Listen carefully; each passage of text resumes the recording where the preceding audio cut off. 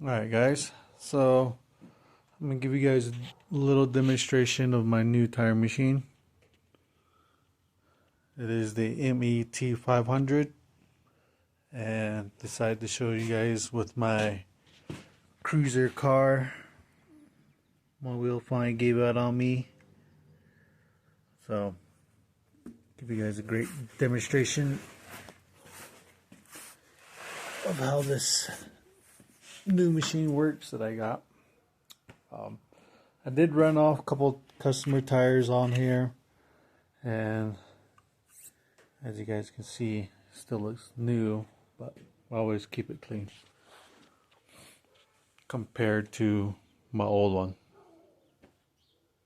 So that's where I go and do my patchwork on there. Yes, this is my garage. I started my business with the old tire machine, and now I am on to this brand new one. Well, somewhat brand new one.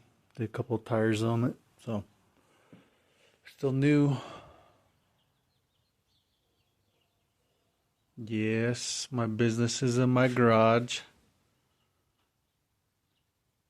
I'll give you guys a layout look of it a little.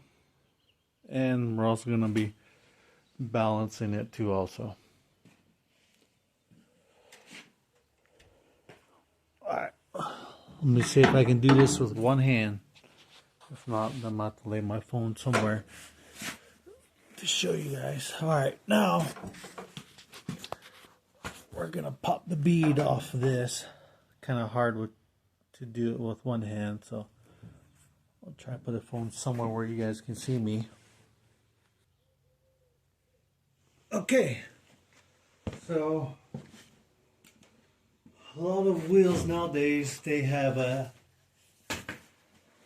pressure sensor on your wheel, so you don't want to break the bead off where your pressure sensor is at, your TPS or whatever it's called. Yeah, usually they're right here with these new vehicles, so you want to pop the bead somewhere else. Usually they say on the opposite side of it.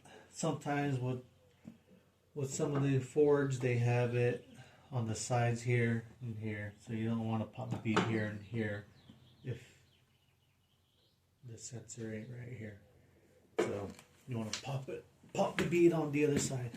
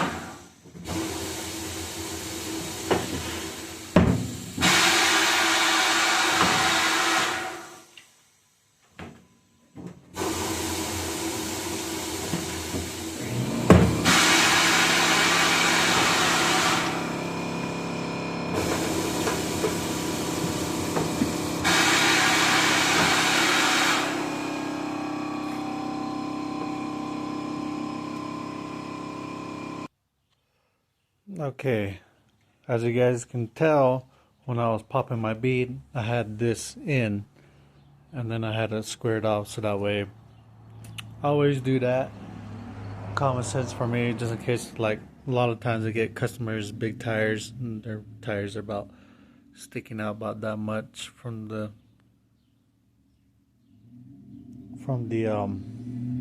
turntable, and if this thing's sticking out, you could damage it right here because your wheel will hit your rim, or your tire can hit it and damage it right here. Same thing with this side too. And then if you have it turn like that, and you're popping a bead and you have a big tire, yes, you can damage this and break it. Because under here, it's a cylinder, and you got your air lines too also. And then you have the hook out. See, if you were to have a big tire and you don't do that, you don't watch your turntable and your clamps, you can break this if you were to have a big tire. So one thing to keep in mind is to make sure your turntable is squared up and your clamps are in. So when your clamps are in, as you can see, it goes in and then nothing's in the way if you have any big tires or anything like that. So that's one thing to keep an eye on.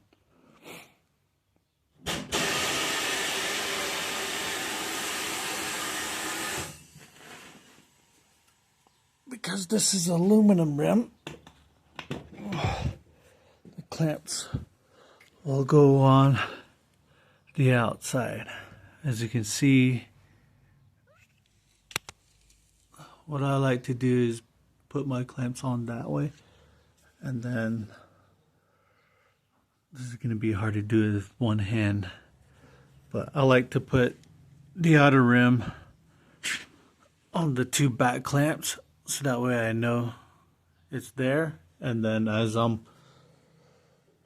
slowly pushing down on this to bring the clamps back in, I can put one arm on here to slowly let it go, and then my other hand can go right here and set it down on these other clamps. So I will show you guys that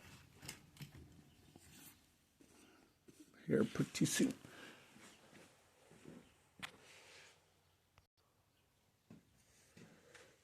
As you can see, all four of my clamps are clamping on the inside lip.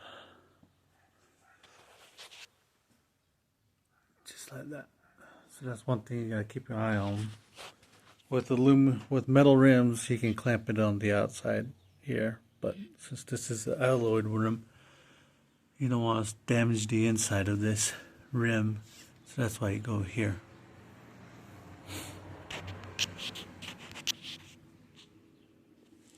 So now, what I like to do is adjust this next, and you don't want to go too close, especially on this top part right here too. You don't want to go too close.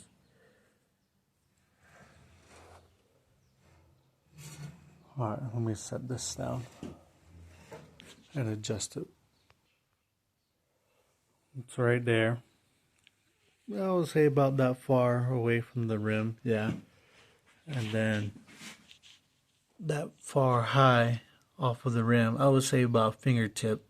So that way, when you pull your pry bar in here and lift this tire up on the duck head, you won't touch this rim on both sides, either on this side or on the top part. So you don't have to scratch this up. If you want, you can use these too. They're rim protectors for here. They go right here. You just clamp them on. I'll show you guys that too. But first, let's lube this up on the inside. I've got my lube paste right here. So just stick this in here and then shove this in here. That will lube up the inside so that way it can slide off. That way the machine won't work too hard, and just give it some lube so the tire will slide off. Kind of hard to do this with two hands, or one hand I mean. Okay, so I got the tire lubed up, and then now these are just plastic clips. I got these off of Amazon, so you just want to kind of eyeball it where it will go straight down. They're plastic, really flexible. Then you just adjust this now. So now that's adjusted, and that's a little high up, so I got that good. You don't have to use this, but you can if you want to. It's just optional. You just got to know how to adjust your duck head. So now we're going to push the tire all the way down into the loophole. Bring out my rod and push, kind of give it a little bit of pressure, and then you want to push down on the opposite end. As you can see, it is up. So what I'm going to do now is push down on the tire. That will give it some slack so you can pull, as you can see, so that you can pull this above the duck head. And then you can put that down. Once the tire's above the duck head, you can do it like this too. You don't have to be completely on, because once you spin this wheel or the turntable, this will slide up on there on top of the duck head, and then it'll take the whole tire off. So as you can see now, we are down in the loophole. You want to do it right here. You want to make sure that this, there's a lot of time with the new vehicles, the tire sensor is right underneath here, so you got to do it like around right here, so that way, because when you turn this, it will put pressure on your tire pressure sensor right here, and then that can break it or damage your tire pressure sensor. Because I don't have a sensor on this, so that's why I'm not going to do it like that. But yeah, and then you will see.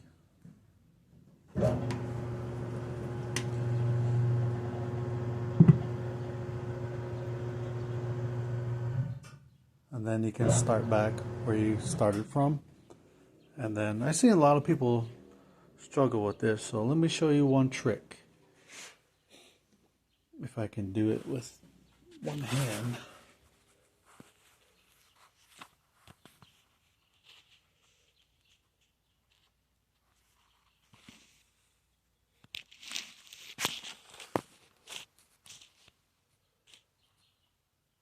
So what you want to do next is use this side.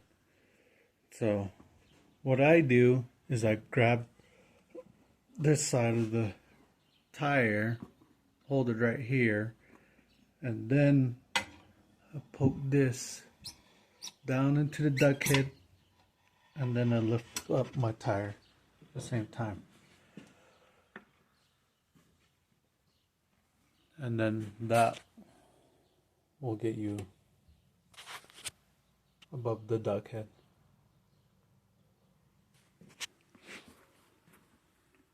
You can leave this in there, or you can pull it out.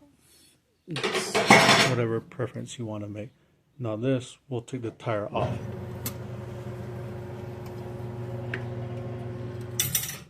Once the tire's off, swing your arm out, and then you can pull the tire off. It's that easy compared to my old machine.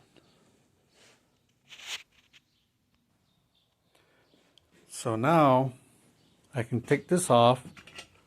I don't have to use it anymore. And because I got the new tire prep and ready, where I want to put this one on the outside and then this one on the inside. So I already there was water in here.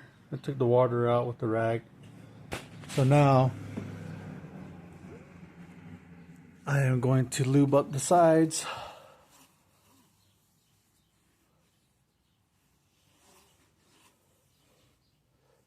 You don't have to do this part, but I like to do it just so that way it slides on when you're trying to pop it back on the bead.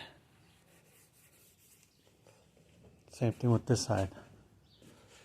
I'm going to lube up this side too also.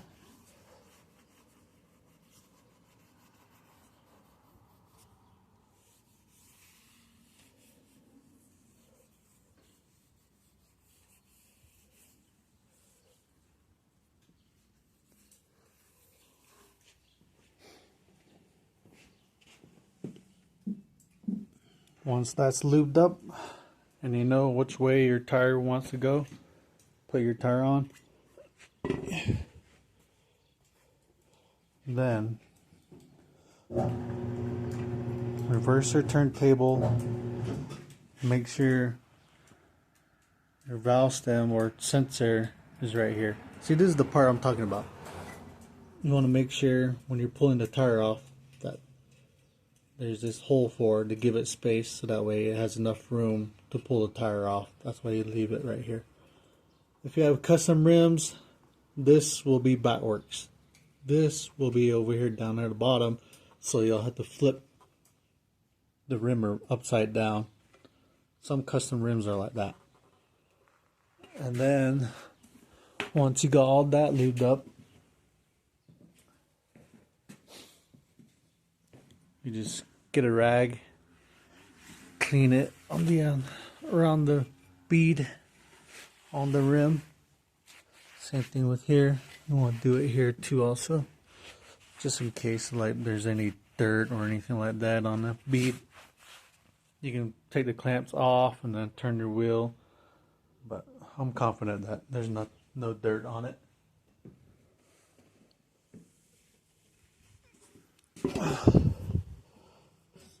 So now you put your tire on there, put that on there, and then this side you want to make sure where the ducktail is at. You want to make sure that it's over this ducktail, over the ducktail, and down below the duck head. That will slide it on. And then on this side, you want to make sure your sensor or your tire pressure is right where the beginning's at, so that way you won't, because as you turn the turntable, you will put pressure right here, and you don't want to break your tire pressure sensor or anything like that with the new vehicles. And then now, as you can tell, that is over the ducktail, and then that is under the duck's head. So now, what you can do is turn this on. As you can see, bam, it just drops down. And then you can keep turning your turntable until your tire pressure sensor is on the opposite end.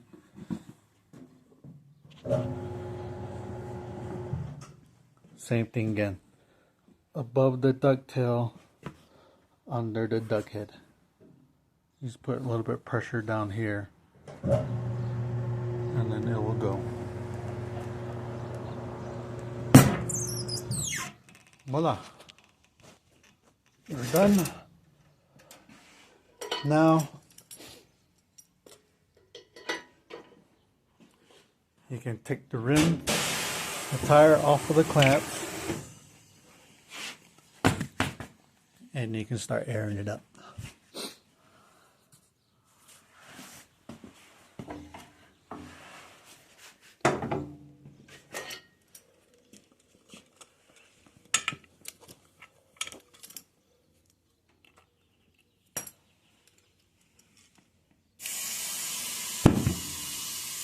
See how it slides on so fast with the tire loop?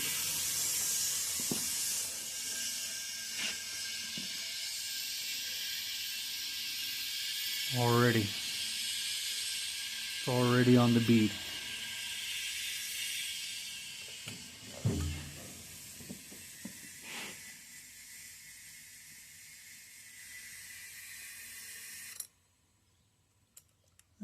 I like to put my tire pressures around 36.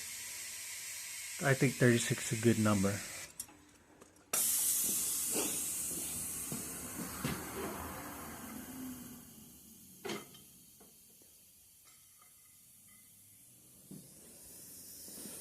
Now you get your core tool and then your valve core, and then you just put it on there. Once that's installed, check your tire pressure.